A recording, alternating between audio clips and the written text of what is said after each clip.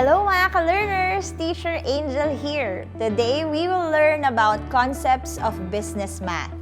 Doing business involves constantly computing or solving number problems.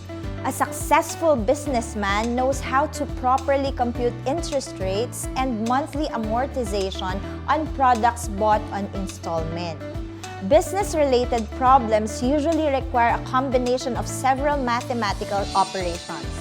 It is best that you read the module on basic math and review addition, subtraction, multiplication, and division. If you feel that you are already familiar with these operations, you are ready for the topics covered in this module. After this lesson, you should be able to compute simple and compound interest for loans and calculate monthly amortization for installment schemes.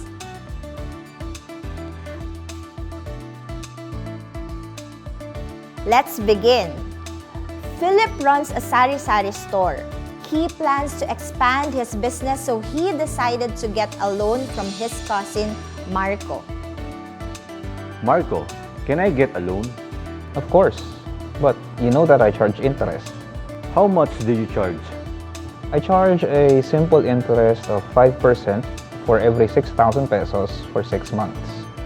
How much interest do I have to pay in 6 months if I borrowed 6,000? Interest rates.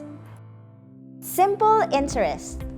If you borrow a car from a car rental company or if you live in someone else's house or apartment, you have to pay rent. Like paying rent for the use of a car or a house, you also have to pay rent for the money you borrowed. This is called interest. People like Marco earn by charging interest on loans. Banks earn most of their income from the interest that people pay for the amounts they borrow. How much interest one has to pay depends on 3 factors: the principal, the time, and the interest rate. The principal is the initial amount borrowed.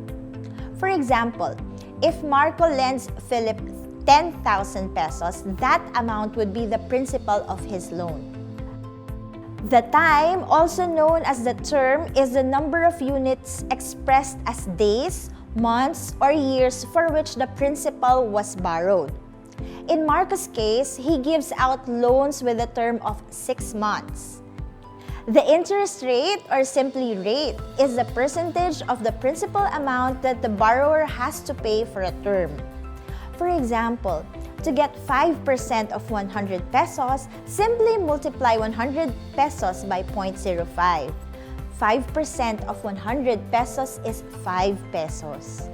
To get 30% of 100 pesos, multiply 100 pesos by 0.3.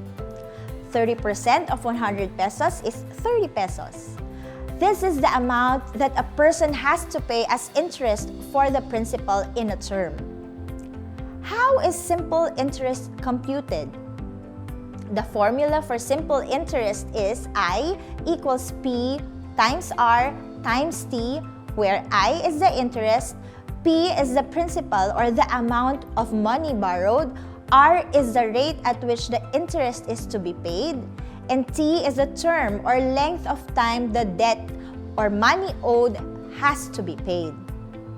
A formula is also known as a mathematical equation. It is used to compute for needed values. To compute for interest, the formula I equals P times R times T is used. You need to substitute the given values for the principal, rate, and term to compute the interest. Let us apply the formula to answer Philip's question. Study the computation for simple interest. I equals P times R times T, where P is equal to 6,000 pesos or the principal amount borrowed. R is equal to 0.05, this means 5%. T is equal to 6 over 12 for a term of 6 months in 1 year. Therefore, I is equal to 6,000 pesos times 0.05 times 6 over 12 or 1/2. Therefore, I is equal to 150 pesos. This means Philip has to pay Marco 150 pesos in interest after 6 months for the 6,000 pesos he borrowed. How much money does he have to pay Marco after 6 months? To compute for the total amount of money the lender should receive after the term of the loan, the formula is A is equal to P plus I, where A is the total amount of pesos the lender should receive, P is the principal, and I is the interest or Marco's earnings from loaning money to Philip. Do you remember the principal amount that Philip plans to borrow? If you answered 6,000 pesos, you are correct. You already have the value for the interest based on the previous computation. That would be 150 pesos. You have to substitute these values using the formula to compute for the total amount the lender should receive after the term. Substituting these values, we have A equals 6,000 plus 150 pesos. Therefore, A is equal to 6,150 pesos. This means Philip should pay Marco a total of 6,150 pesos after 6 months. Oh, mga ka-learners, break muna. Stay tuned for part B of this lesson.